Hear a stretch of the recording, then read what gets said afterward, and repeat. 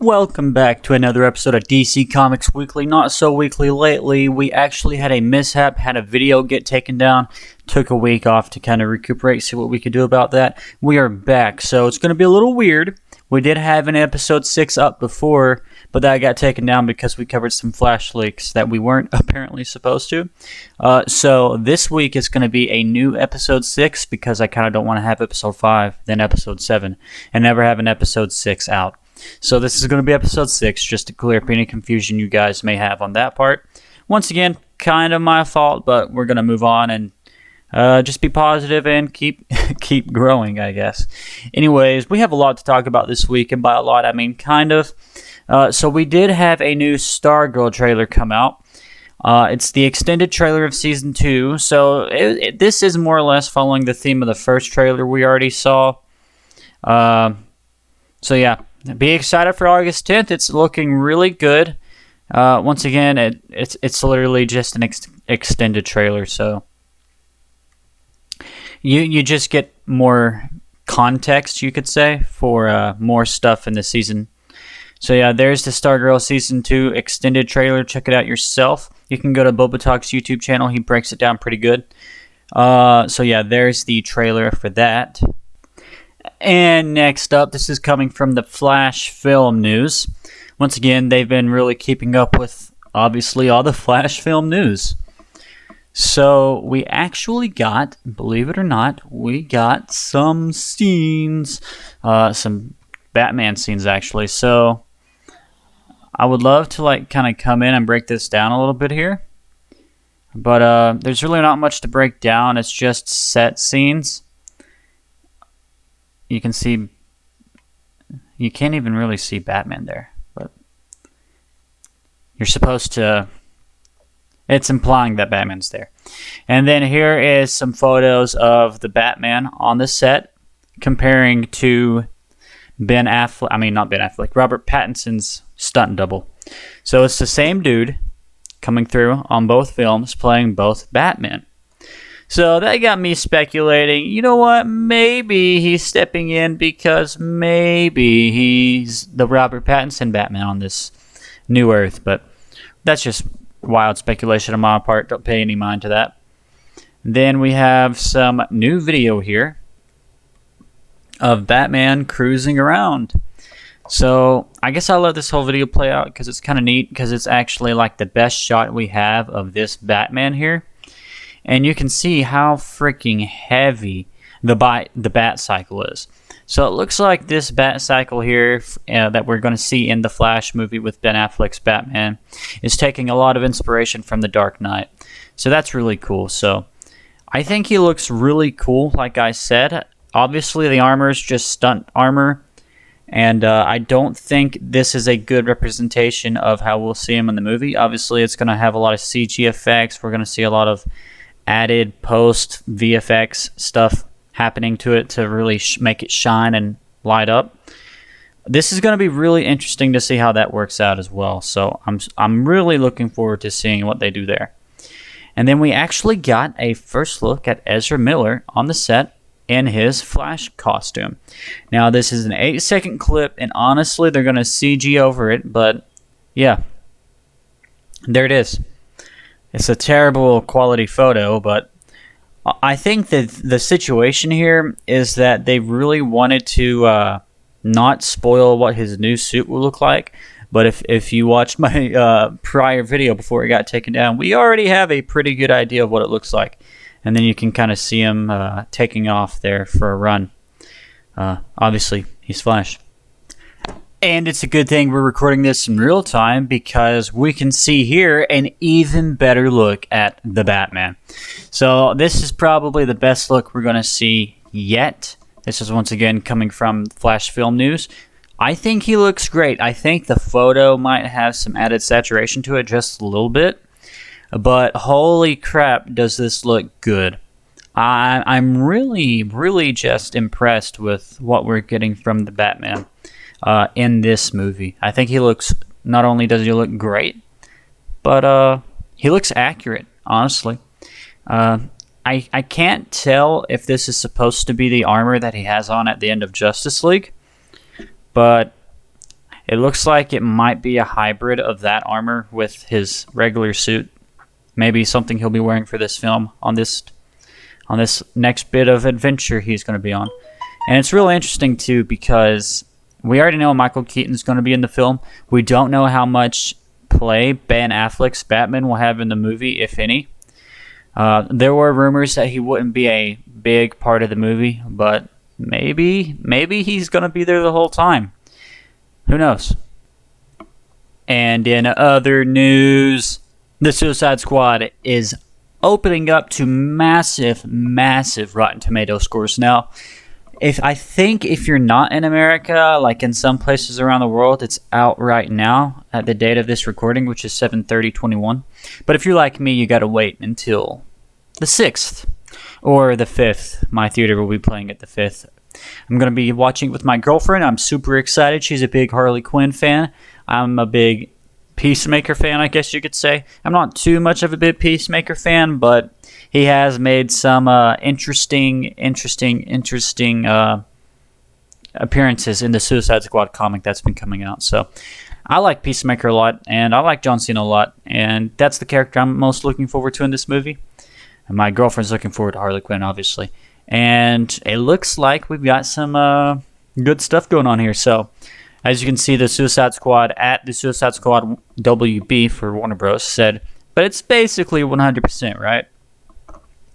The reviews are in, and the Suicide Squad is 99% fresh. So it did have a 100% fresh rating, and then somebody basically left a bad review, and it was a typical bad review you would expect from a movie like this, like, oh, the comedy's in poor taste, too much gore and stuff like that. Get your tickets now and check out what the buzz is all about in theaters August 6th and streaming exclusively on HBO Max. And it says only available on the ad-free plan. So there is a free version of HBO Max, but you don't get the day and date theater exclusive stuff there. So I think it looks really freaking good. I'm super excited, especially all these numbers to come out. And I'm seeing reviews from people online on Twitter and elsewhere of people who aren't in the States who get that early access to stuff like this, and they're super excited for the movie. They're really impressed with it, and honestly, it looks like it'd be a fun time. And not just a fun time, but apparently it has a lot of heart to it as well. So I guess the next DC news video that I'll record for next week, I'll be reviewing the Suicide Squad and giving my thoughts on it. But overall, it looks really good. And here is the big bucks that we wanted to get to today before we talk about comics. David Ayer had his Suicide Squad movie cut apart by the studio in a similar fashion to what happened with Zack Snyder. Very similar fashion to what happened with Zack Snyder. And we actually had James Gunn reply to this. So I won't go through his whole letter here simply because we're pressed for time. But basically he talks about the rough upbringing he's had, the gangster, I guess that's appropriate to say, his gangster lifestyle that he led, that he kind of got out of, and how he poured his soul into Suicide Squad 2016, and really just tried to make an honest movie, and the studio cut it apart, and now he's had to live with that reputation. So I guess this is him personally advocating for his cut of Suicide Squad, or more or less breaking it down that the travesty that was Suicide Squad 2016 wasn't his fault, and you guys can get off his case. And the thing most people are talking about here is his last bit here where he says, I'm so proud of James and excited for the success that's coming. I support WB and am thrilled the franchise is getting the legs it needs. I'm rooting for everyone, the cast, the crew. Every movie is a miracle, and James' brilliant work will be the miracles of miracles. I appreciate your patience. I will no longer speak publicly on this matter. And then you see James Gunn here with some love. All the love and admiration, friend. All my love and admiration, friend. So we've seen lately that James Gunn and David Ayer are kind of buddy-buddy. They're supporting each other, and that's really awesome to see. So, I mean, there's not much else to talk about other than hashtag release the Ayer cut, I guess.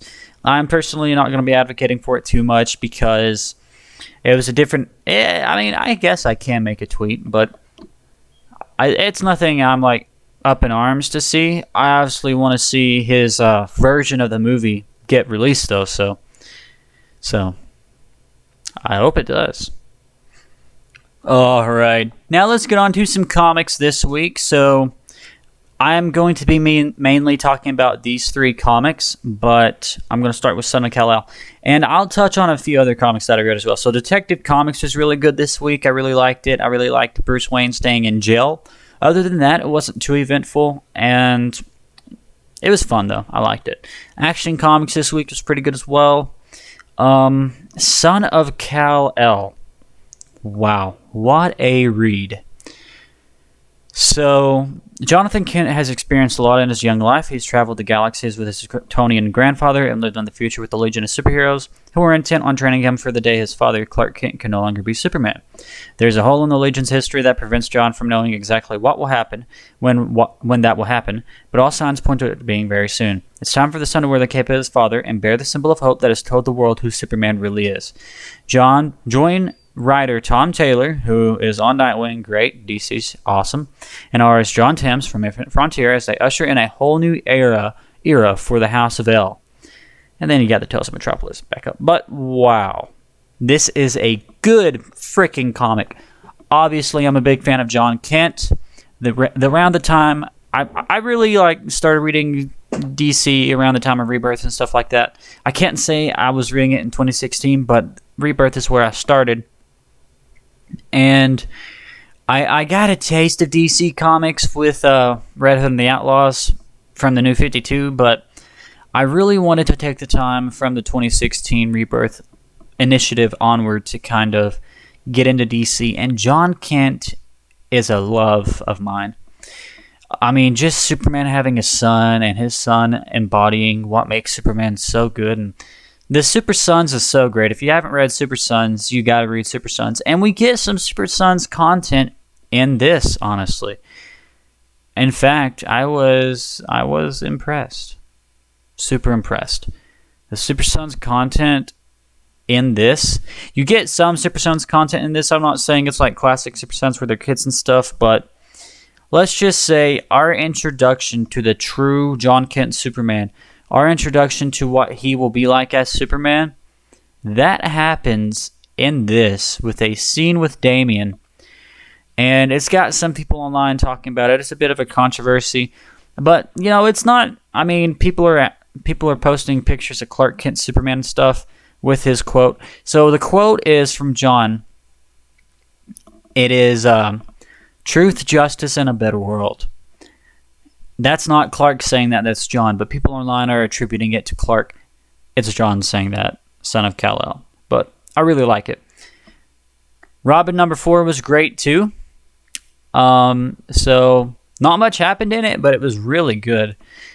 So Damian Wayne versus his grandfather, the immortal Ra's al Ghul. For years, Batman's son avoided learning the ways of the demon from Ra's, but now that training may be exactly what Robin needs to win the League of Lazarus tournament. Plus, Ravager follows the mysterious Respawn into the secrets of Lazarus Island. So, once again, very interesting issue. Like I said, I don't want to go too deep into spoilers, so that way it'll leave you guys with some stuff to pick. But I really like Damian's development here. It's kind of just reinforcing the notion that he's not his dad, he's not his grandfather, he's not his mother. He's his own character entirely. He's got the good and bad of all of them. And he's just his own character. I really like this issue.